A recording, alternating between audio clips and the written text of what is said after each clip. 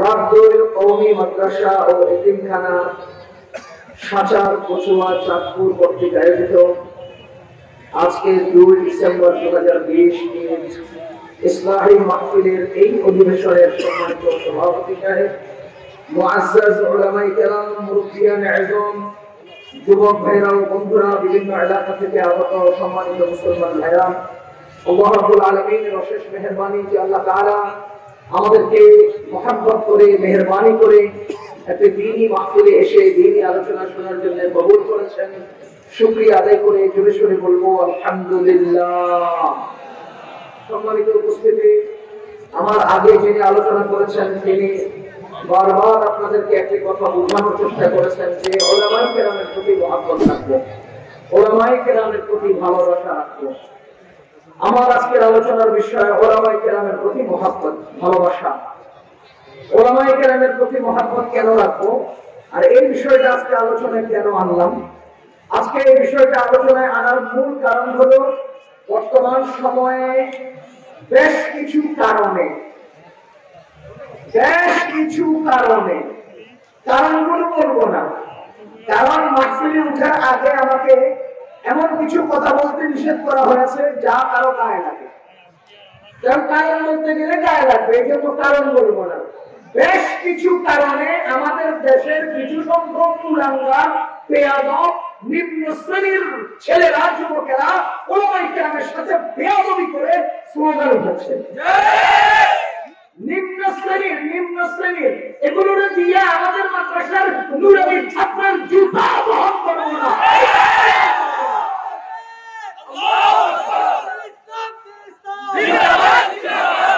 এই জাতীয় নিম্ন শ্রেণীর নিকাম্মা, নালায়েক, এসব পোলাপান দিয়ে আমাদের দেশের নুরানির পোলাপানের জুতাও বহন করাবো না।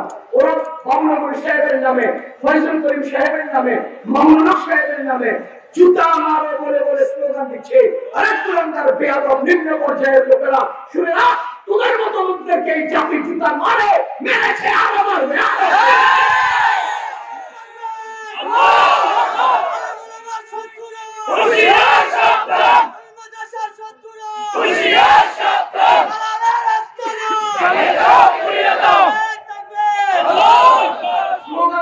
কারণ স্লোগান দিলে খবর কি না কি করে আছে, আসলে না বুঝে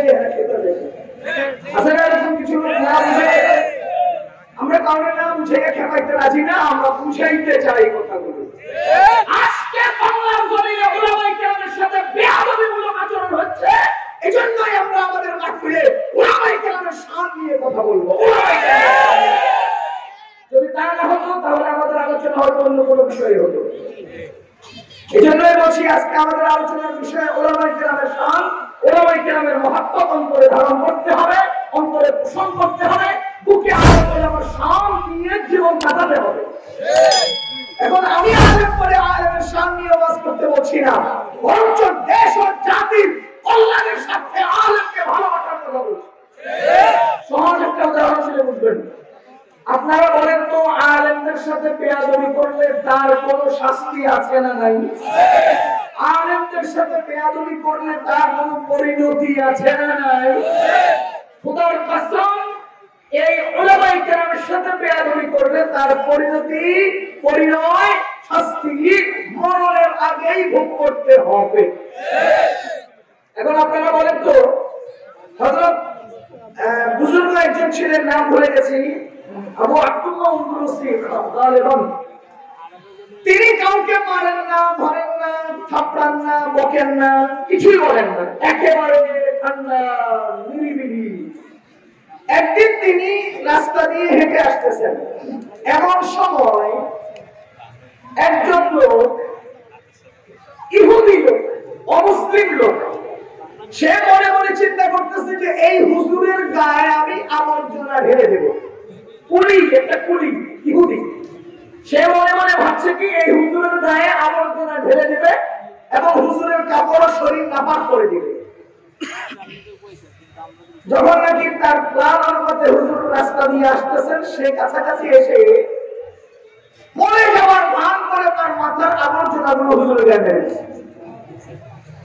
আর বলেন তো, মেরে দিয়ে পড়ে না বোঝা যাবে না, এই জন্য সে কি করেছে, পড়েও গিয়েছে। ইফতাবসরে হুজুর সাথে সাথে বললেন সাথীদেরকে যে এই লোকটাকে থাপ্পড় মার, থাপ্পড় মার, থাপ্পড় মার।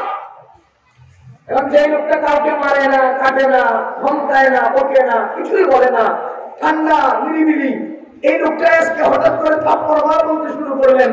কেউ বুঝে নাই, না বুঝে কেউ মারলো না। ওই লোকটা কাঁচা মাছের মতো থরথর থরথর করে ওখানে লাফাতে লাফাতে মরে গেল।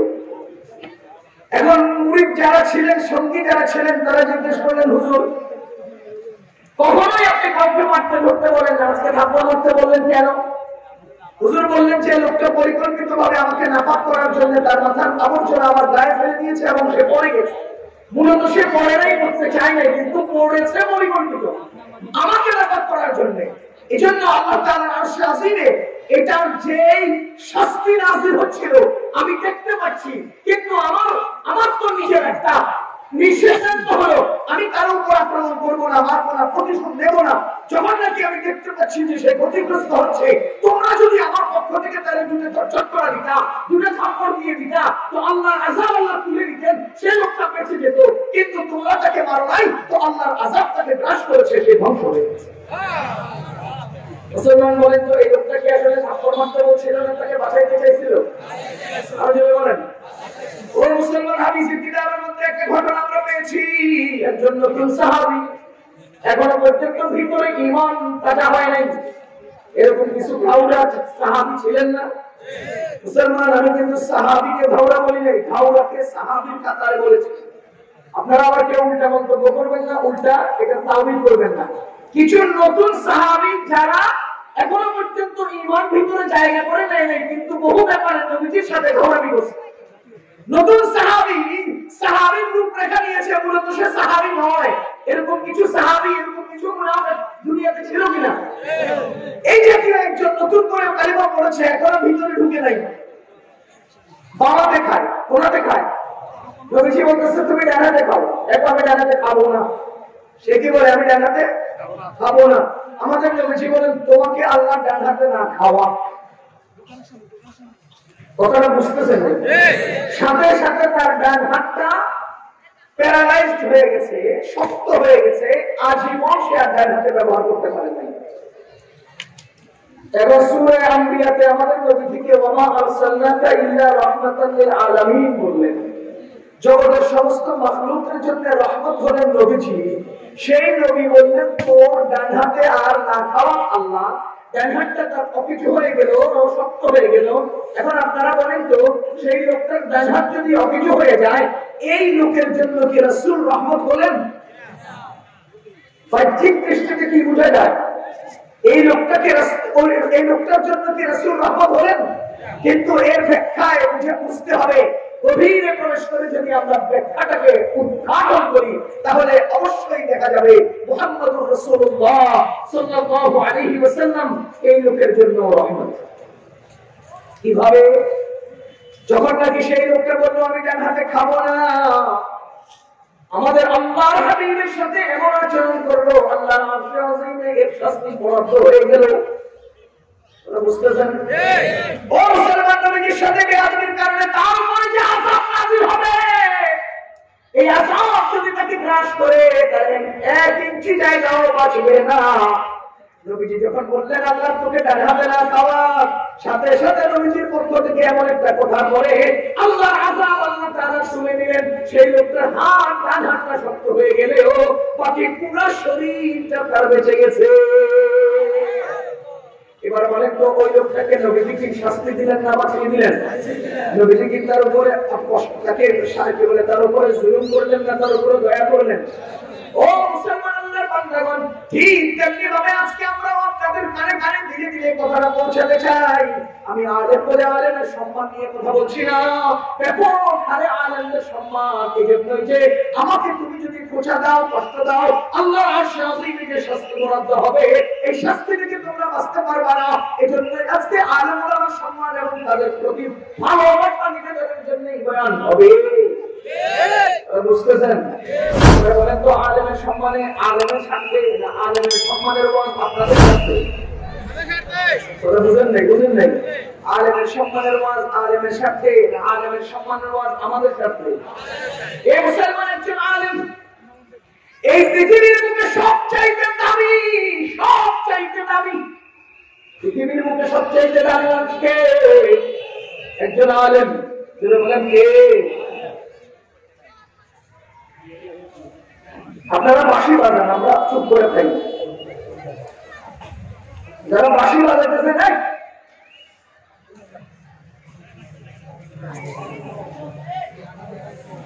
বাঁশি বাজান, আমরা চুপ করে থাকি।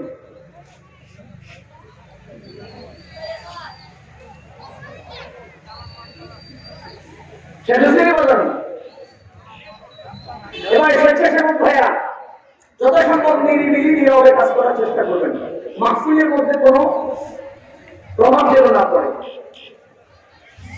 কি বলছিলাম? পৃথিবীর বুকে সবচেয়ে ভাগ্যবান মানুষ হলেন একজন আলেম। সবচেয়ে ভাগ্যবান মানুষ আরো জন বলেন, একজন হাফেজ পৃথিবীর সবচাইতে ভাগ্যবান। এই কথাটা কোত্থেকে বললাম? হাদিসের মধ্যে আসছে, রাসূল করিম সাল্লাল্লাহু আলাইহি ওয়াসাল্লাম ইরশাদ করেন, পৃথিবী সৃষ্টির 1000 বছর আগে, পৃথিবী সৃষ্টির 1000, আজকে থেকে 1000 না, পৃথিবী সৃষ্টির 1000, পৃথিবী সৃষ্টির 1000 বছর আগে স্বয়ং আল্লাহ তাআলা সূরা তাহা, সূরা ইয়াসিন, কোন কোন সূরা? সূরা তাহা, সূরা ইয়াসিন নিজের মুখে উচ্চারণ করলেন, নিজের মুখে উচ্চারণ করলেন আল্লাহু আকবার কাবীরা। তখন পৃথিবী সৃষ্টি হয় নাই, পৃথিবী সৃষ্টির 1000 বছর আগে স্বয়ং আল্লাহ মুখ থেকে সূরা তাহা, সূরা ইয়াসিন উচ্চারণ করলেন। আর ফেরেশতারা শুনতে পেয়ে বেশাস্তা বলে উঠলেন, ও আল্লাহ, কতই না ভাগ্যবান সেই জাতি যে জাতির উপরে আল্লাহর কালাম নাযিল হবে। দ্বিতীয় নম্বরে বললেন, কতই না ভাগ্যবান সেই সকল মানুষ যারা এই কালামকে তেলাওয়াত করবে। তিন নম্বরে বললেন, কতই না ভাগ্যবান সেই সকল ব্যক্তি যারা এই কোরআনকে মুখস্থ করে বক্ষে ধারণ করবে। পৃথিবী সৃষ্টির 1000 বছর আগে এই আলেম ওলামার বলে ভাগ্যের সম্মান আমার আল্লাহ ফেরেশতাদের মাধ্যমে ঘোষণা দিয়ে দিয়েছে। পৃথিবী সৃষ্টির কত হাজার বছর আগে? আজকে থেকে 1000, কোরআন নাযিল হওয়ার 1000 বছর আগে না, পৃথিবী তৈরিরও 1000 বছর আগে। আজকের হাফেজে কোরআন, আজকের একজন আলেম, আজকের একজন আলেম, আজকের একজন হাফেজ, আজকে কোরআনের তেলাওয়াতকারী, আজকে কোরআন নাযিল হয়েছে তাদের উপরে, তাদের ভাগ্যের সুসংবাদ ফেরেশতাদের মাধ্যমে পৃথিবী সৃষ্টিরও 1000 বছর আগে আমাদের আল্লাহ তাআলা ঘোষণা করে রেখেছেন। সুতরাং হে দুনিয়ার গোলামদাররা, শুনে রেখো, তোমরা যাদের বিরুদ্ধে জুতা মিছিল করছো, তোমরা যাদের সাথে বেয়াদবি কথা বলছো, তোদের বেয়াদবিগুলো আচরণে আমাদের কিছুই যায় আসে না। আমাদের আল্লাহ পৃথিবী সৃষ্টির 1000 বছর আগে আমাদের ভাগ্যের কথা বলে দিয়েছে। আমরাই ভাগ্যবান, তোর ভাগ্য না, তোরাই ভাগ্যবান।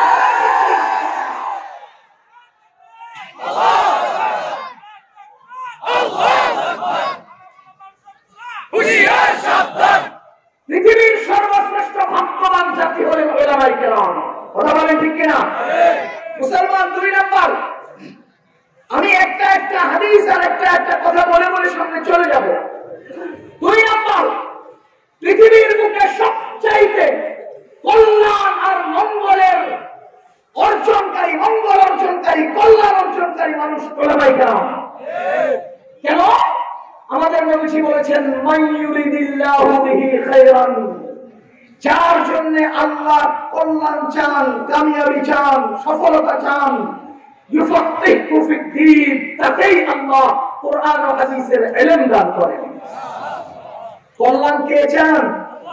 আরো জোরে বলেন, যার জন্য কল্যাণ কে চান?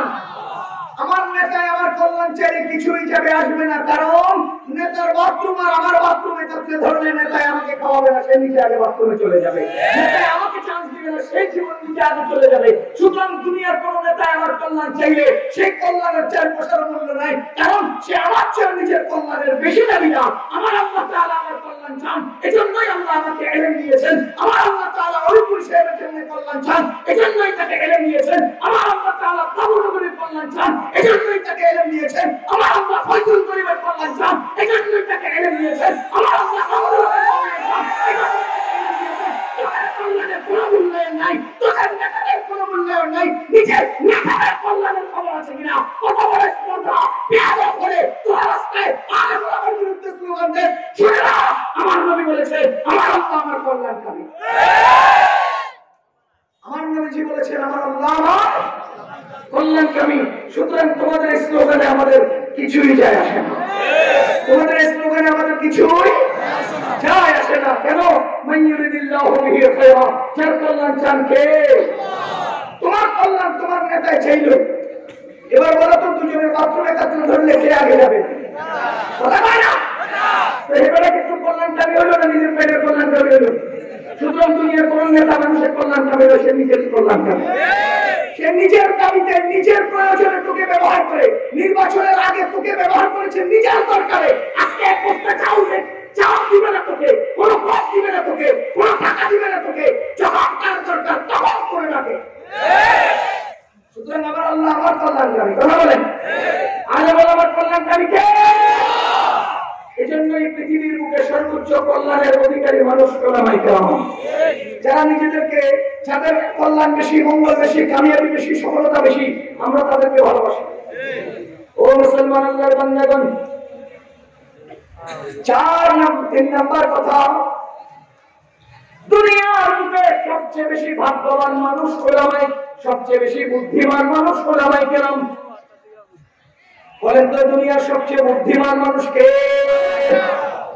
আলোচনা বলেন সবচেয়ে বড় বুদ্ধিমান মানুষ কে? হাদিসের মধ্যে আসছে রাসূল করিম সাল্লাল্লাহু আলাইহি ওয়াসাল্লাম বলেন, আল কাইয়িসু মান দানা নাফসাহু ওয়া আমিলা লিমা বা'দাল মাউত। যারা দুনিয়াতে থেকে আখিরাতের কাজ করে তারা হলো বুদ্ধিমান। বলেন যারা দুনিয়াতে থেকে আখিরাতের কাজ করে তারা কি? আবার বলেন তারা কি? এবার একটা উদাহরণ দিয়ে পরে হাদিসে আসে। আপনাদের এলাকার এক ছেলেকে জায়গা বিক্রি করে 30 লক্ষ টাকা দিয়ে আমেরিকায় পাঠিয়েছেন। সেই ছেলেটা মাসে 2 লক্ষ টাকা কামাই করে ওখানে যাওয়ার পরে এক মেয়ের সাথে সম্পর্ক, বন্ধু বান্ধবের সাথে জড়ায়। 2 লাখ টাকা কামাই করে 2 লাখ টাকায় সে আমেরিকার জমিনে খরচ করে 30 লাখ টাকা যে জমি বিক্রি করেছে সে ভুলে গেছে। বাবা অসুস্থ ভুলে গেছে, মা অসুস্থ ভুলে গেছে, বোনের বিয়ের কথা ভুলে গেছে, ভাইয়ের লেখাপড়ার কথা ভুলে গেছে, কুকুর সংস্কারের কথা ভুলে গেছে, ঘর নির্মাণের কথা ভুলে গেছে। 2 লাখ টাকা কামায় 2 লাখ টাকা আমেরিকায় খরচ করে বাংলাদেশে 1 টাকাও পাঠায় না। 30 লাখ টাকা খরচ করে আমেরিকায় যায়, প্রতি মাসে 2 লাখ টাকা কামাই করে 1 টাকাও বাড়িতে পাঠায় না, আমেরিকায় কামায় আমেরিকায় খরচ করে। এই লোকটা বড় বুদ্ধিমান না গাধা? আরো এই লোকটা বুদ্ধিমান না গাধা?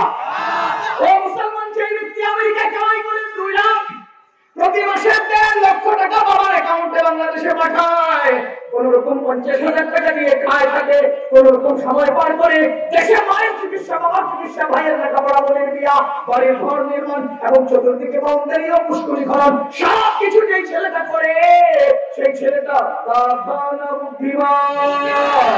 আমার নবীজি বলেন আল-কাইয়িসু মান দানা নাফসাহু ওয়া আমিলা লিমা বা'দাল মাউত। যে লোকটা দুনিয়াতে আসার পরে আকাশ জমিন সবকিছু পেল, গ্রহ নক্ষত্র পেল, গাছগাছালি পেল, সৌন্দর্য পেল, নিয়ামত পেল, সমস্ত কিছু পাওয়ার পরে দুনিয়াতে কামায়, দুনিয়াতেই শেষ করে ফেলে, আখিরাতের জন্য কিছু পাঠায় না। ওই আমেরিকা সেই লোকটা যেমন গাধা, ওই লোকটাও তেমন গাধা। এবার তোমরা তোমাদের হিসাব মিলাও। আজকে যারা রাস্তায় দাঁড়িয়ে মিছিল করছো, তোমাদের আখিরাতের কোনো সম্বল আছে? যদি বলো নাই, তাহলে আমরা বলবো তুমি সেরা সমাজের সেরা। এই দাদাদের চিৎকারে আমাদের কি যায় আসে? আমরা তো বুদ্ধিমান। এইসব দাদাদের স্লোগানে আমাদের কি যায় আসে? আমরা তো বুদ্ধিমান। আমাদেরকে বুদ্ধিমান বলেছে, আমাদেরকে বুদ্ধিমান কে বলেছে? আমাদের নবীজি বলেছে। সুতরাং আমরা এই বুদ্ধিমান তোর একটা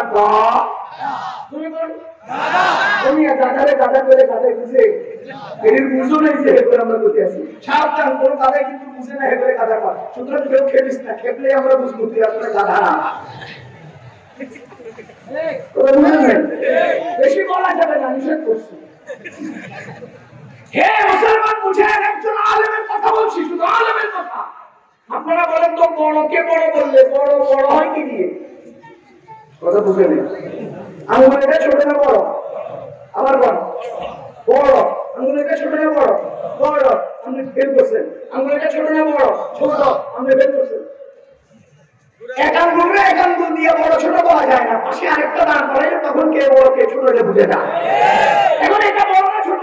যদি বলেন বড়, এর উপর আরেকটা আরো বড় দাঁড় করে এটা বড় থাকে। যদি বলেন এটা বড় না ছোট, যদি বলেন ছোট, এর থেকে ছোট আরেকটা দাঁড় করে এটা কি ছোট থাকে? তাহলে বুঝে গেল সে বড় কি ছোট, এটা তার পাশেরটা দিয়ে বুঝতে হবে। এখন আপনারা বলেন আলেমের সম্মান বুঝতে হলে, সম্মানীদের সম্মান বুঝতে হলে অসম্মানীদের কথাও আসতে হবে। এই জন্যই বলছি যারা ভাগ্যবান তাদের কথা বলবো, যারা ভাগ্যহারা তাদের কথা বলবে, যারা বুদ্ধিমান তাদের কথা আসবে, যারা গাধা তাদের কথা বলবে। তা না হলে টাকা না ছিনলে আমরা বুদ্ধিমান ছিনবেন কি দিয়া, নিচে না ছিনলে উঠে ছিনবেন কি দিয়া, সাদা কালো না ছিনলে সাদা ছিনবেন কি দিয়া, আরে বড় না ছোট না ছিনলে বড় ছিনবেন কি দিয়া, রাত না বুঝলে দিন বুঝবেন কি দিয়া, বাতিল না বুঝলে হক বুঝবেন কি দিয়া। এই জন্য আল্লাহ বাতিল বানাইছে। দুনিয়াতে একাত্রে বাতিল হক একাত্রে না থাকলে হকের দাম বুঝতেন না, ওটা বুঝেন নাই। এই জন্য সমস্ত কুলাঙ্গার রাস্তা গাড়ি রাস্তার সেই সমস্ত অধর্ম নিম্ন শ্রেণীর পোলাপাইনগুলো রাস্তায় স্লোগান না দিলে বাবুনগরের দাম বাড়বে কি দিয়া, আরে বাবুগুলোকে দাম বাড়বে কি দিয়া। এই জন্য এগুলো দিয়ে রাস্তায় আল্লাহ তাআলা মাঝে মাঝে স্লোগান না দেয়। আর আর আর উজাইরের মাহফিলে বুঝেন না ওইটাও না আমার বলতে চাই উজাইরের মাহফিলে স্টেজে উঠলে পরে সামনে কি হারিয়ে যায় আপনারা তো জানেন। ওইটাও না আল্লাহ হেফাজত করে আমার কইতে না করছে। ও মুসলমান আল্লাহর বান্দাগণ, সুতার স্লোগান তোমরা দিতে হবে না। পৃথিবীর সর্বশ্রেষ্ঠ রাষ্ট্র আমেরিকার সরকার বুশকে আল-জাইদি সুতা দিয়ে দেখাইয়া দিছে কে কারে সুতা দিতে হয়। আরে উসানির মাহফিলে আমরা দেখেছি তোমাদের রাস্তার স্লোগান দেওয়া লাগবে না, ওই মাহফিলের স্টেজে কে কারে সুতা দেয় এটা আমাদের কাছে পুরাণ। বলেন কেন এই মুসলমান ওলামায়ে কেরামের দাম সম্পর্কে আলোচনা হচ্ছে। আল্লাহ তাআলা আলেমদেরকে সর্বশ্রেষ্ঠ ভাগ্যবান বানিয়েছে।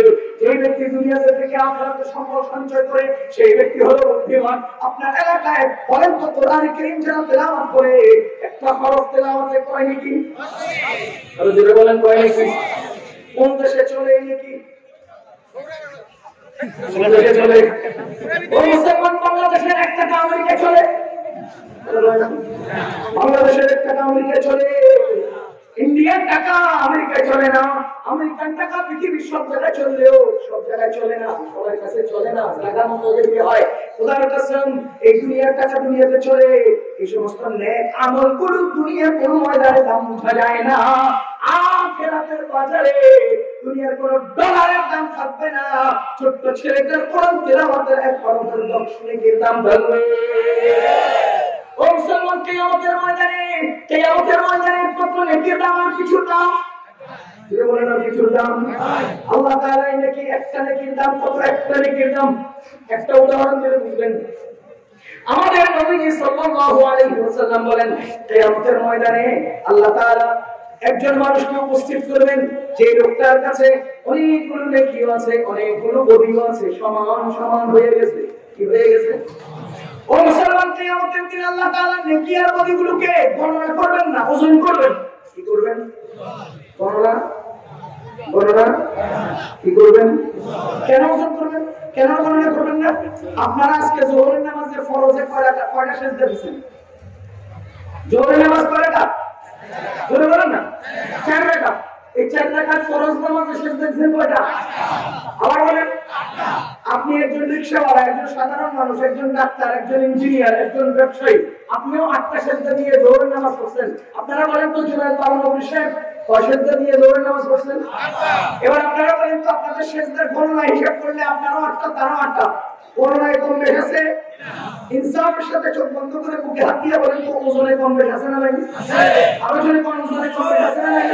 এজন্য আমার আল্লাহ তাআলা কোন সেজদার গণনা করবেন না, সেজদার ওজন মাপবেন। ওটা বুঝছেন নি আপনারা? সবগুলো সেজদার ওজন আর গণনা কি এক? ওজনের দাম কম বেশি হয়, গণনার দাম কম বেশি হয় না। করলে সমান সমান দেখা যায়, ওজনের সমান সমান হয় না। এজন্য কিয়ামতের দিন আল্লাহ তাআলা আমলগুলোকে মাপার জন্য যন্ত্র তৈরি করবেন। ওয়া নাদাউল মাওয়াজিন আল-কিসত লিয়াউমিল কিয়ামah। কিয়ামতের দিন আমি মিজান আর দাড়ি পাল্লা তৈরি করব। ও মুসলমান, এক পাশে সে নেকিগুলো রাখলো, আরেক পাশে বদিগুলো রাখলো, যখন নাকি মাপ দিলে তো সমান সমান হয়ে গেল। উদাহরণস্বরূপ বলে মনে করেন 100 বস্তা গুনাহ হয়ে গেল তো 100 বস্তা সওয়াব হলো। এই লোকটার আমলে নেক আর পথ উঁচা নিচা না সমান সমান। আপনারা ফুটবল খেলা দেখছেন নি কোনো সময়? আর্জেন্টিনা ব্রাজিলের যখন খেলা হয় 90 মিনিট, এই 90 মিনিটে 2 গোল যদি হয় এবারে কি হলো? ড্র। যখন কি হলো? এই মুসলমান ড্র যদি হয় তাহলে 90 মিনিটের পরে আরো 5 মিনিট দেয় কিনা? কেন দেয়? ড্র কাটতে কেন দেয়? ড্র কেটে ফেলে দেখি কে কারে গোল আরেকটা দিতে পারে। যখন নাকি সেটাও পারলো না, আরো 5 মিনিট, আরো পারলো না, আবার 5 মিনিট, 15 মিনিট বাড়িয়ে দেওয়া হলো। এরপরেও পারবো না, কই না আর তোমরা খেলে পারবা না, ড্র কাটতে হবে। এবার ওই যে প্ল্যান্টিক করে একজন গোলকিপার দাঁড়ায় আর 10টা বল করে যে বেশি গোল খায়, ফেল আর যে কম গোল খায়, তার মানে ড্র চলবে না, কাটতেই হবে। ড্র কি করতে হবে? ওই লোকটার গুনাহ, ওই লোকটার সওয়াব যখন নাকি কিয়ামতের ময়দানে মাপার করে সমান সমান হয়ে গেল, ড্র হয়ে গেল, আমার আল্লাহ বলেন, এ আমার বান্দা, তোমার নেকি দিয়ান বদির ড্রটা কেটে ফেলো। যাও কারো কাছ থেকে একটা নেকি নিয়ে আসো। সে দৌড়ে বাবার কাছে যাবেন, তার কাছে যাবেন, এমপি সাহেবের কাছে যাবে, মন্ত্রী সাহেবের কাছে যাবে, নেতা সাহেবের কাছে যাবে। এক টেলিফোনে যে লোকটা আমার কথা মতো উঠে বসে সেই লোকটার কাছে যাবে। আজকে আমার একটা মাত্র নেকি দরকার, একটা মাত্র নেকি দরকার। আমাদের আল্লাহ রাব্বুল আলামিন বলেন, ইয়াউমা ইয়াফিরুল মারউ মিন আখিহি ওয়া উম্মিহি ওয়া আবিহি ওয়া সাহিবাতিহি ওয়া বানিহি লিকুল্লি ইমরিইন মিনহুম ইয়াউমা ইযিন শাআনুন ইউগনিহি। সেদিন বাবা সন্তান থেকে পালাবে, সন্তান বাবা থেকে পালাবে, ভাই ভাই থেকে পালাবে, দাদা নাতি থেকে পালাবে, একজন আরেকজন থেকে পালিয়ে যাবে, কেউ সেদিন কারো হবে না। বলেন তো কেউ রাজি হবে তাকে একটা নেকি দিতে? রাজি হবে না। মুসলমান আসার বান্দাগণ সর্বশেষে ফেকাশে চেহারা নিয়ে উদ্ভ্রান্তের মতো যখন ফেরত আসে, এক লোক জিজ্ঞেস করে, ভাই তোমার কি হয়েছে? বলে একটা মাত্র নেকির দরকার ছিল, কতজনের কাছে গেলাম, লাভ হলো না। বলে কয় নেকি দরকার? এক নেকি। তোমার কাছে কি পরিমাণ নেকি আছে? 10,000 ট্রাক নেকি আছে। একটা নেকি দ্বারা আটকে গেছ? কয় জি। আমার কাছে তো নেকি নেই, আছে একটা, নিয়ে যাও। কয়টা নেকি? নিয়ে যাও। ও মুসলমান, সব কিছু আল্লাহ তাআলা দেখছেন। তিনি একটা নেকি নিয়ে আসলেন, নিজের নেকির পাল্লা দিলেন। বলেন তো ড্র আছে না কেটে গেছে? ড্র আছে না কেটে গেছে? আমার আল্লাহ বলেন, যা মিয়া, তুমি তার কাছ থেকে ড্র কাটতে এক নেকি আনছো, নিয়ে এসো তারে। এই বেটা ভয় কাঁপতেছে, আল্লাহর কাছে আসছে। এই বান্দা তুই আজকে নেকিটা দিলি কেন? এই আল্লাহ এর কাছে আজকে এতগুলো নেকি থাকা সত্ত্বেও সে আটকে গেল। আমার কাছে সব বদিয়ের বদি, গুনাহ আর গুনাহ একটা মাত্র নেকি। তো এতগুলো নেকি দিয়ে সে বাঁচতে না পারলে আমি এক নেকি দিয়ে বিপদে বাঁচি। তো সেই বেঁচে থাক, আমি হাইলে যাই, আমার যা হবে তা হবে, পরে হবে। এই জন্য আমি তাকে নেকিটা দিয়ে দিলাম। ও মুসলমান, নবীজি বলেন, একটা মাত্র নেকি তার ভাইকে দেওয়ার কারণে আল্লাহ খুশি হয়ে দুজনের হিসাব মাফ করে দুইজনকে বিনা হিসেবে জান্নাত দান করবে। এবার বলেন তো এক নেকির কত দাম? 1 টাকা দিয়ে 1 কিলো পান পাওয়া যায় না। এক নেকি দিয়ে দুইজন বিনা হিসেবে জান্নাতে যেতে পারে। এক নেকি দিয়ে কয়জন বিনা হিসেবে জান্নাতে যেতে পারে? এবার বলেন একটা কোরআনের তেলাওয়াতের একটা হরফের কত নেকি? যদি বলেন যে এক নেকি দিয়ে দুইজন বিনা হিসেবে জান্নাতে পারে, আমি বলবো কোরআনের এক একটা হরফ দিয়ে 20 নেকি, তো এক এক নেকি দিয়ে দুইজন বলে 20 নেকি, মানে 20 জন লোককে বিনা হিসেবে জান্নাতে যেতে পারে। একটা হরফ। আল কাইয়িসু মান কানা নাফসুহু ওয়া আমিলা লিমা বা'দাল মাউত। যে ব্যক্তি দুনিয়াতে থেকে আখিরাতের সম্পদ কামায়, সে হলো, জোরে বলেন, সে কি? সুতরাং আমি বলবো এই যুগের সবচেয়ে বড় বুদ্ধিমান হলেন উলামায়ে কেরাম। বুদ্ধিমান হলেন ও মুসলমান। এবার আসেন, পৃথিবীর মধ্যে সবচেয়ে সেরা মানুষ, দামি মানুষ উলামায়ে কেরাম। এরা মানুষ, জোরে বলেন, সেরা মানুষ, সেরা মানুষ। আমার আল্লাহ রাব্বুল আলামিন বলে, ওয়ালাকাদ কাররামনা বানি আদম, দুনিয়ার সমস্ত মাখলুকের মধ্যে আমি সর্বসেরা বানিয়েছি মানুষকে। সেরা বানিয়েছেন তাকে? গরু সেরা না মানুষ সেরা? গাধা সেরা না মানুষ সেরা? ও মুসলমান, কোরআনে কারীমের সূরা বনী ইসরাঈলের আয়াত দ্বারা বুঝি দুনিয়ার সেরা জাতি হলেন মানুষ। সেরা হলেন সমস্ত মাখলুকের মধ্যে সেরা কে? আবার বলেন, সেরা কে? দ্বিতীয় নম্বর সেরা হলেন মুসলিম। মানুষের মধ্যে সেরা হলেন মুসলিম। মানুষের মধ্যে সেরা হলেন মুসলিম। ও মুসলমান, মুসলিম কেন সেরা? আমার আল্লাহ বলেন, ইন্নাদ দীনা ইনদাল্লাহিল ইসলাম, আল্লাহর কাছে প্রিয় ধর্ম হলো ইসলাম। সুতরাং আল্লাহর যেটা প্রিয় তার অবলম্বীরাও আল্লাহর প্রিয়। আপনাদের দেশে বিএনপি আছে না নাই? আওয়ামী লীগ আছে না নাই? বিএনপি প্রধানের কাছে আওয়ামী লীগের সদস্যরা প্রিয়? আওয়ামী লীগ প্রধানের কাছে বিএনপি সদস্যরা প্রিয় নাকি আওয়ামী লীগ প্রধানের কাছে আওয়ামী লীগ সদস্যরা প্রিয়? তো আমার আল্লাহর কাছে প্রিয় কি? ইসলাম। বলেন আমার আল্লাহর কাছে প্রিয় কি? যদি তোমার দলের নেতার প্রধানের কাছে দলের নেতা কর্মীরা প্রিয় হয়, তো আমার আল্লাহর পছন্দের ইসলামের অনুসারীরাই তো আল্লাহর কাছে প্রিয়। সুতরাং অটোমেটিকলি আমরা বুঝতে পারি আমার আল্লাহর কাছে প্রিয় জাতি হলো মুসলিম। কথা বলেন ঠিক না? সুতরাং মানুষের মধ্যে সেরা মানুষ হলেন মুসলমান। আমি বিস্তারিত বর্ণনা দিতে যাচ্ছি না। তৃতীয় নম্বর, মুসলমানের মধ্যে সেরা জাতি হলেন উলামায়ে কেরাম। আমাদের আল্লাহ রাব্বুল আলামিন বলেন, আমাদের নবীজি বলেন, খায়রুকুম মান তাআল্লামাল কুরআনা ওয়া আল্লামা। খায়রুল ইসমে তাফসীর সিগা, এখানে আলিফ লাম ইজাফাত মিন ইসমে তাফসীর তিনভাবে ব্যবহৃত হয়। এই জায়গায় ইজাফাতের দ্বারা ব্যবহৃত হয়েছে। খায়রুকুম মানে হলো খায়রুল মুসলিমিনা। খায়রুকুম মানে কি? খায়রুল মুসলিমিনা, মুসলমানদের মধ্যে সেরা। মুসলমানদের মধ্যে কি মান? ওই সকল মানুষ তাআল্লামাল কুরআনা ওয়া আল্লামা, যারা কোরআন শিখে, কোরআন শেখায়। এবার আপনারা বলেন তো, সারা মাখলুকের মধ্যে সেরা কে? মানুষ।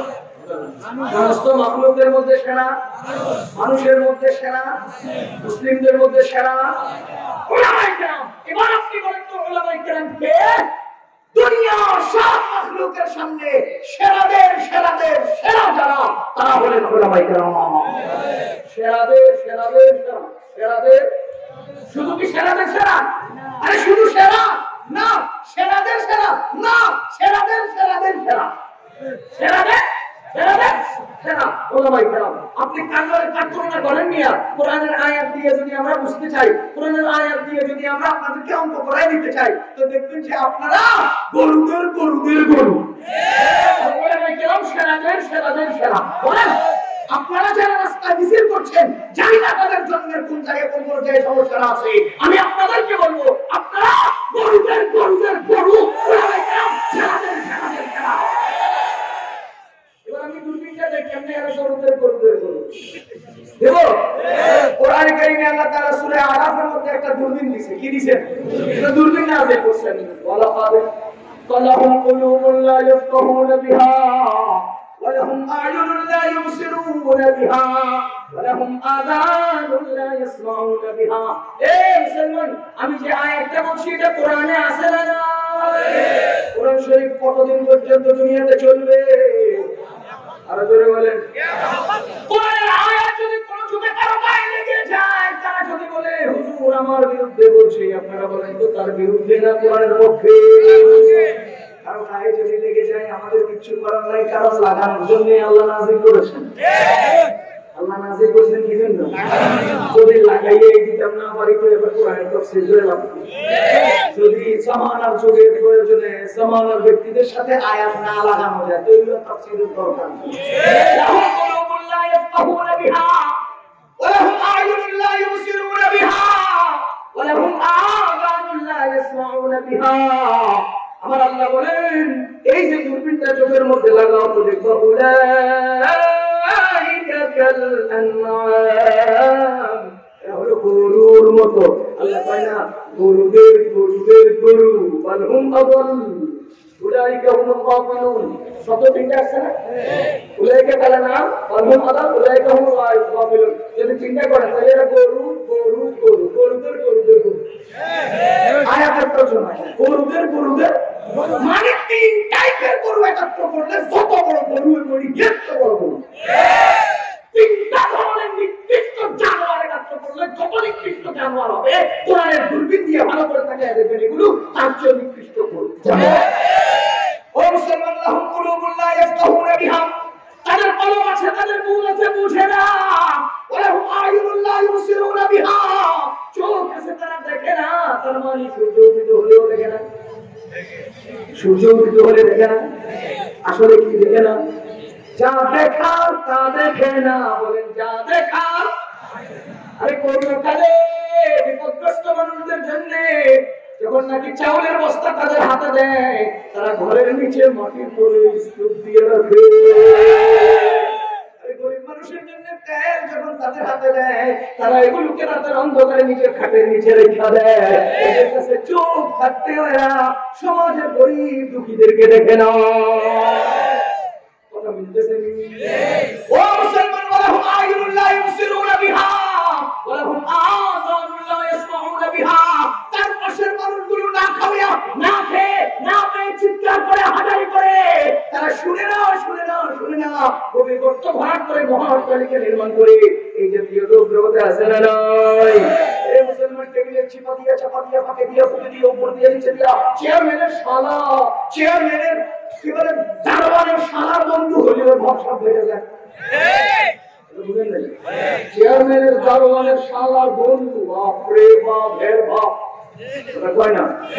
এই মুসলমান এই জাতীয় একটা দূরবর্তী কেলেশপতি জগতে আছে না নাই? আমার আল্লাহ বলেন, ওয়ালাহুম আযানুন লা ইয়াসমাউনা বিহা, তারা শুনতে গিয়েও শুনে না। উলাইকা কাল আনআমি বাল হুম আদাল। আল্লাহ তাআলা বলেন এরা হলো গরুর মতো, কয়না গরুর মতো করে কম হইব, গরুদের গরুদের গরু। ওরা বুঝেন নাই, বুঝেন নাই? এবার একটা ছোট্ট জরিপ দেখতে সহজে বুঝবেন। ও মুসলমান, জগতে আল্লাহ মানুষ বানিয়েছেন, বলেন কি বানিয়েছেন জগতে? আকাশে আল্লাহ ফেরেশতা বানিয়েছেন, জঙ্গলে জানোয়ার আছে না নাই? তাহলে কয় জাতি হলো? জানোয়ার, ফেরেশতা, মানুষ। আকাশে বলেন বলেন, জঙ্গলে, জগতে ফেরেশতাদের কাছে বুঝবুদ্ধি আছে না নাই? যারা বলেন বুঝবুদ্ধি আছে না নাই? জঙ্গলের জানোয়ারের কাছে বুঝবুদ্ধি নাই, জঙ্গলের জানোয়ারের কাছে বুঝবুদ্ধি নাই, জগতের মানুষের কাছে বুঝবুদ্ধি আছে। কথা বুঝেন নাই? তাহলে বুঝে গেল দুই গ্রুপের কাছে বুঝবুদ্ধি আছে। এক নাম্বার ফেরেশতা, দুই নাম্বার মানুষ। এটা বুঝতেছেন? এবার বলেন তো, ফেরেশতাদের কাছে পেট আছে, ক্ষুধা আছে, নারীর প্রতি আকর্ষণ আছে? ফেরেশতাদের কাছে পেট আছে, ক্ষুধা আছে, নারীর প্রতি আকর্ষণ? জঙ্গলের জানোয়ারের কাছে ক্ষুধা আছে, পেট আছে, নারীর প্রতি আকর্ষণ আছে? জানোয়ারের কাছে ক্ষুধা, নারী জাতির প্রতি আকর্ষণ। মুসলমান মানুষের কাছে ক্ষুধা, নারীর প্রতি আকর্ষণ। এবার আপনারা অঙ্কটা মিলান। আমার আল্লাহ ফেরেশতাদের বুঝবুদ্ধি আমাদেরকে দিয়েছে, আর জানোয়ারের ক্ষুধাও আমাদেরকে দিয়েছে। ওটা বুঝতেছেন না? আবার কোন বুঝতেছেন না? ফেরেশতাদের কি আছে? আমাদের কাছে। জানোয়ারের কাছে কি আছে? ক্ষুধা আছে। আমাদের কাছে ক্ষুধা ঠিক বলেন, একটা হলো যৌবনের ক্ষুধা, আরেকটা হলো পেটের ক্ষুধা। বলেন ক্ষুধা পাইনা? ও মুসলমান, এবার আসেন আপনি মাঝখানে মিলে জগতের মানুষ, জগতের মানুষ, জগতের মানুষ দুই পদে আছে, দুইটা জিনিস মিলিয়ে মাঝখানে আছে। ফেরেশতাদের বুঝবুদ্ধি মানুষের কাছে আছে, জঙ্গলের জানোয়ারের ক্ষুধা মানুষের কাছে আছে। এবার আপনারা বলেন তো, ফেরেশতাদের কাছে ক্ষুধা, এদের কাছে ক্ষুধা নাই, বিপদের শঙ্কা নাই, বিচারেরও দরকার নাই। ওদের কাছে ক্ষুধা আছে, বুঝবুদ্ধি নাই, বিচারেরও দরকার। আমাদের বুঝবুদ্ধি আছে, ক্ষুধা আছে, বিচারের দরকার আছে। কথা বুঝতেছেন না আপনারা? এতটুকু যদি বুঝেন, এবার আসেন আল্লাহর কসম, আল্লাহ তাআলা আমাদের প্রতি কি পরিমাণ দয়া করেছেন। আল্লাহ প্রদত্ত সেই বুঝবুদ্ধি আমাদেরকে দিয়েছেন, আবার সেই বুঝবুদ্ধি অনুপাতে নিজের দুইটা চাহিদা, পেটের ক্ষুধার চাহিদা, যৌবনের ক্ষুধার চাহিদা, এই দুটো চাহিদা পূরণের জন্য আল্লাহ বুঝবুদ্ধি দিয়ে ক্ষান্ত হন নাই। এই বুঝবুদ্ধিকে সুষ্ঠুভাবে নিয়ন্ত্রণের জন্য আল্লাহ আসমান থেকে কোরআন নাযিল করেছেন। সেই কোরআনগুলো মানুষের বুঝবুদ্ধি দিয়ে ঠিকমতো বুঝবে না, এজন্য আল্লাহ বুঝিয়ে দেওয়ার জন্য মানুষের মধ্য থেকে রাসূল দুনিয়াতে পাঠিয়েছেন। এবার আপনি বলেন তো, আল্লাহ আমাদের প্রতি কি দিয়েছেন? এক নম্বরে আল্লাহ প্রদত্ত বুঝবুদ্ধি দিয়েছেন, সেই বুঝবুদ্ধি নিয়ন্ত্রণের জন্য কোরআনও দিয়েছেন, সেই কোরআন বুঝিয়ে দেওয়ার জন্য রাসূলও দিয়েছেন। তো আল্লাহ আমাদেরকে এত কিছু দেওয়ার পরেও আমরা যদি আমাদের বুঝবুদ্ধিকে নিয়ন্ত্রণ করে ওই দুইটা ক্ষুধাকে নিয়ন্ত্রণ না করতে পারি, যদি নিজের পেটের চাহিদা এবং যৌবনের চাহিদা যথাযথভাবে কন্ট্রোল নিয়ন্ত্রণ করতে না পারি, আল্লাহর কসম আমরা জঙ্গলের জানোয়ারের চেয়ে নিকৃষ্ট হয়ে যাব।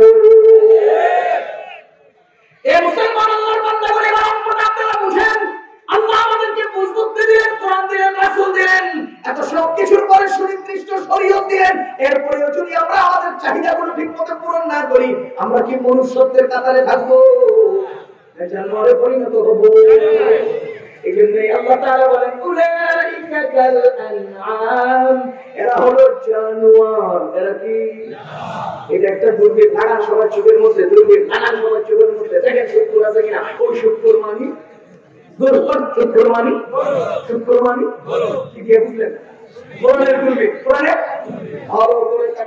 সমাজে শুক্র গরু, গরু, ঘুষখোর গরু, নারী নিয়ে আড্ডা দেয় গরু, মদ খায় গরু, আরেকজনের জায়গা দখল করে গরু। দূরবীন গায় না, এটা বললে কিসের দূরবীন, কিসের আয়াত, কিসের কোরআন, কিসের তাফসীর? কথা বলো। সুতরাং সমাজে মসজিদের সভাপতি হবেন, চেয়ারম্যান হবেন, মেম্বার হবেন, এমপি হবেন, নেতা হবেন, দলের প্রধান হবেন, ক্যাডার হবেন, খোদার কসম যদি নামের দিকে অগ্রসর হন, আপনি মানুষ নন, জানোয়ার। ও মুসলমান, জানোয়ার বলে জানোয়ার খেপে গেলে কি করার আছে? কথা ঠিক না? এই মুসলমান আল্লাহর বান্দাগণ বলেন তো, আপনাদের দেশে ধান ক্ষেত আছে না নাই? আছে। এই আমার উদাহরণ শেষ। ধান ক্ষেত আছে না নাই? আছে। এই ধান ক্ষেতে মাঝে মধ্যে আপনাদের ঘরের গরু ধানের গরু রশি ছিঁড়া চলে যায় রাস্তায়, জায়গা দেখে দুই ক্ষেত, এক ক্ষেত তার মালিকের, আরেক ক্ষেত আরেকজনের, মালিকেরটাও খেয়ে ফেললো, আরেকজনেরটাও খেয়ে ফেললো। বলেন তো গরু মালিকেরটা খাইলো, আরেকজনেরটাও খাইলো, বুঝিয়ে শুনিয়া? কথা বল, বুঝিয়ে শুনিয়া? এই যে নিজের মালিকেরটা যদি খেয়ে ফেলে বিচার হয়? বলেন বিচার হয়? কাউকে জরিমানা দিতে হয়? গরুকে কুয়ারে যেতে হয়? না না না না না, নিজের মালিকের খেতে কোনো ধান যদি গরু খেয়ে ফেলে তাহলে তার জন্য বিচার হয় না, দরবার হয় না, জরিমানা দিতে হয় না। ওই মুসলমান আরেকজনের যদি খেয়ে ফেলে তাহলে জরিমানা লাগে, কুয়ারে যেতে হয়। এবার আপনারা বলেন তো, দুই ক্ষেতের মাঝখানে আইন আছে না নাই? এই আল্লাহর বান্দাগণ, একটা গরু রশি ছিঁড়ে রাস্তায় নেমে আসলো, দুই ক্ষেতের ধান খেয়ে ফেললো। এক ক্ষেতের ধান খেলে কোনো অসুবিধা নাই, কোনো বিচার নাই। আরেক ক্ষেতের ধান খেয়ে ফেললে তার বিচার আছে। এই মুসলমান বলেন তো, আমার আল্লাহ তাআলা আমাদের জন্য হালাল জিনিস দুনিয়াতে দিয়েছেন কিনা? হারাম জিনিস দিয়েছেন কিনা? হালাল খেলে কোনো বিচার? হালাল খেলে বিচার, হারাম খেলে বিচার, হারাম খেলে বিচার, হারাম খেলে বিচার। এবার গরু ধান খেয়ে ফেললো কোনো জায়গা থেকে, বুঝে খাইলো না, না বুঝে? কথা বলেন, বুঝে খাইলো না, না বুঝে? এবার বলেন তো, আমরা যে হালালও খাইলাম, হারামও খাইলাম, হারাম খাইলে জাহান্নামের কুয়ারে যাইতে হবে, হাসরের ময়দানে বিচারের কার্যালয়ে দাঁড়াতে হবে, এটা কি আমরা জানি না? ভুলে গেছি? জানি। এটা কি আমরা জানি কি জানি না? এই মুসলমান গরু ধান খেয়ে ফেললো, যেটা খাইলে বিচার হয় সেখানেও খাইলো, যেটা খেলে বিচার হয় না সেটাও খেয়ে ফেললো। জেনে না, না জেনে? যদি গরু না জেনে খাইয়া গরু হয়, তুমি তো বুঝিয়ে শুনিয়ে খাইলা, তুমি কি হবে? খালি গরু হলে কম হবে না, গরুর চেয়েও খারাপ করতে হবে? এই জন্যই আমার আল্লাহ বলেন উলাইকা কাল আনআম, এরা গরু না, গরু হলে কম, বলতুম আবাল, গরুর চেয়েও খারাপ। এই মুসলমান দুনিয়ার সম্মানী মানুষ হলেন ওলামায়ে কেরাম। বলেন দুনিয়ার সম্মানী মানুষ কে? আমি স্পষ্ট করে আপনাদেরকে একটা কথা বলে দেই, আল্লাহ তাআলার হুকুমগুলো মেনে নেওয়া ইবাদত। আল্লাহর হুকুমগুলো মেনে নেওয়া, আর আল্লাহর হুকুম নিষেধগুলো থেকে বেঁচে থাকাও। কথা বলেন, আল্লাহর হুকুমগুলো মেনে নেওয়া, নামাজ পড়া, রোজা রাখা, হজ করা, যাকাত দেওয়া, বড়দেরকে সম্মান করা, মা বাবার সাথে সদাচরণ করা ইবাদত কিনা? আর আল্লাহ নিষেধ করেছেন এমন কাজ থেকে বেঁচে থাকাও। ঘুষ না খাওয়া, সুদ না খাওয়া, মদ না খাওয়া, জেনা ব্যভিচার না করা, জিলবাজি না করা, আরেকজনের জায়গা দখল না করা, পরকীয়া না করা, এগুলো ইবাদত করেন। এগুলো এবার আপনারা বলেন, মানুষ দুনিয়াতে কয়েক প্রকার, যারা ইবাদত করে গুনাহ করে না। এক নাম্বার, ইবাদত করে কি করে না? দুই নাম্বার, যারা ইবাদত করে গুনাহ করে। দুই নাম্বার, ইবাদত করে গুনাহ করে। তিন নাম্বার, ইবাদত করে গুনাহ করে। এই ইবাদত করে না গুনাহ করে, ইবাদত করে না গুনাহ। চার নাম্বার, ইবাদত করে না গুনাহ করে না, তারা ইবাদতের কাছেও নেই, গুনাহের কাছেও নেই। দুই নাম্বারইও নেই, এক নাম্বারইও নেই। তো বুঝতেছেন নেই? তাহলে কয় পদ হলো? মুসলমান বলেন তো, ইবাদত করে গুনাহ করে না। আমি গুনাহ করে না অর্থ এই যে স্বেচ্ছায় সজ্ঞানে ইচ্ছা করে কোনো গুনাহে লিপ্ত হয় না। গুনাহ করার অর্থ এই নয় যে সে গুনাহ করেই না, বরঞ্চ গুনার কাজ করা লাগে না, মাঝে মধ্যে হয়েও যায়। এই মুসলমান বলেন তো ইবাদত করে গুনাহ করে না এমন লোক আছে না? আমি তো বলবো সমাজে যদি কোনো ইবাদত করে গুনাহ করে না এমন লোক খুঁজতে হয়, একমাত্র উলামায়ে কেরামকে খুঁজতে হবে। একমাত্র কাকে খুঁজতে হবে? উলামায়ে কেরামকে। আর দুই নম্বরে ইবাদত করে গুনাহও করে, আবার তাওবাও করে, ইস্তিগফারও করে। এই দলে উলামায়ে কেরাম আছে, সাধারণরাও আছে। এই দলে আলেমরাও আছে, সাধারণরাও আছে। আমি এই কথা বলি না যে ইবাদত করে গুনাহ করে না শুধু আলেম মানি এই দল না। যদি এই দলে কাউকে পেতে হয় তো আলেমের মধ্যে যেতে হবে, ওরা বুঝতেছেন? এই দলে কাউকে পেতে হলে আলেমের কাছে যেতে হবে। এটা নয় যে আলেম মানি গুনাহ করে না ইবাদত করে না। অনেক আলেম এমন আছেন যারা গুনাহও করে না ইবাদতও করে, তাওবাও করে। অনেক সাধারণ মুসলমান এমন আছেন যারা ইবাদত করেন, গুনাহ করেন, তাওবাও করেন। আছেন না নাই? আবার কিছু লোক এমন আছে যারা ইবাদত করে না, খালি গুনাহে লিপ্ত হয়। এমন লোক সমাজে আছে কিনা যারা ঈদের নামাজও পড়তে যায় না? এমন লোক সমাজে আছে কিনা যারা সপ্তাহে জুমার নামাজও পড়তে যায় না? আর দুনিয়ার সমস্ত ধান্দাবাজি, পাটপারি, হায়জে, খুন, লুণ্ঠন, ছিনতাই, ব্যভিচার, আরেকজনের উপরে দাবাও, সব অন্যায় বিচার তারা করে। আছে না নাই? এই জাতীয় লোকগুলো আজকে রাস্তার মধ্যে স্লোগান দেয়, যাদের নামাজের খবর নাই, অথচ তারা আলেমের বিরুদ্ধে স্লোগান উঠায়। ওই মুসলমানের জন্য বলছি দুনিয়ার বুকে সবচেয়ে দামি উলামায়ে কেরাম, সবচেয়ে দামি, সবচেয়ে দামি উলামায়ে কেরাম। সুতরাং আমাদেরকে স্পষ্ট করে জানতে হবে জগতে আলেম উলামার সম্মান সবচেয়ে বেশি আপনার কাছে, জগতের কাছেও আমরা সেই সকল আলেম উলামাকে মহব্বত করব, ভালোবাসবো। উদাহরণ লিখে নাও। এই মুসলমান সর্বশেষ কথা, এই দুনিয়ার বুকে আমাদের নবীজি বলেন লা তাকুমুস সাআতু হাত্তা ইউকালু আল্লাহ আল্লাহ। যতক্ষণ পর্যন্ত একজন ইমানদার দুনিয়াতে থাকবে ততক্ষণ পর্যন্ত কিয়ামত হবে না। ততক্ষণ কি হবে না? আল্লাহু আকবার কবিরা। কিয়ামত হবে না মানে কি? আগে কিয়ামত হবে মানে কি বুঝতে হবে, তারপরে হবে না মানে বুঝতে হবে। আল্লাহু আকবার। আমাদের নবীজি বলেন কিয়ামত, আল্লাহ তাআলা বলেন কিয়ামত মানে নুফিখা ফিস সূরি ফাসমা'a মান ফিস সামাওয়াতি ওয়া মান ফিল আরদি। যখন সিংহের ফুৎকার দেওয়া হবে, আসমান জমিনে যা কিছু আছে সব ধ্বংস হয়ে যাবে। ইন্না যালজালাতাস সাআতি শাইউন আযীম। সমস্ত কিয়ামতের বিভীষিকা মারাত্মক বিভীষিকা। ওয়া তারান্নাস সুকারা ওয়া মা হুম বিসুকারা ওয়ালাকিন্না আযাবাল্লাহি শাদীদ। ইযা সুলসিলাতিল আরদু জিলজালাহা ওয়াল কারিআতু মাল কারিআ। এই সবগুলো হুকুম কিয়ামতের বর্ণনা। ও মুসলমান, কিয়ামত হবে মানে আসমান ভেঙে পড়ে যাবে, কিয়ামত হবে মানে পৃথিবী ধ্বংস হয়ে যাবে, কিয়ামত হবে মানে সূর্য আলো শূন্য হয়ে যাবে, কিয়ামত হবে মানে চন্দ্র আলো শূন্য হয়ে যাবে, কিয়ামত হবে মানে গাছগাছালি ধ্বংস হবে, পাখি ধ্বংস হবে, বাতাস স্তব্ধ হবে, মানুষ সব ধ্বংস শেষ হয়ে যাবে।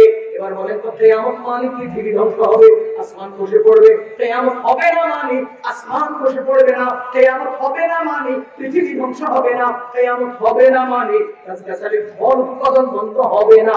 কথা বুঝতেছেন? নবীজি বলেন লা তাকুমুস সাআতু হাত্তা ইউকালু আল্লাহ আল্লাহ। যতক্ষণ পর্যন্ত একজন ঈমানদারের ঈমান থাকবে ততক্ষণ পর্যন্ত কিয়ামত হবে।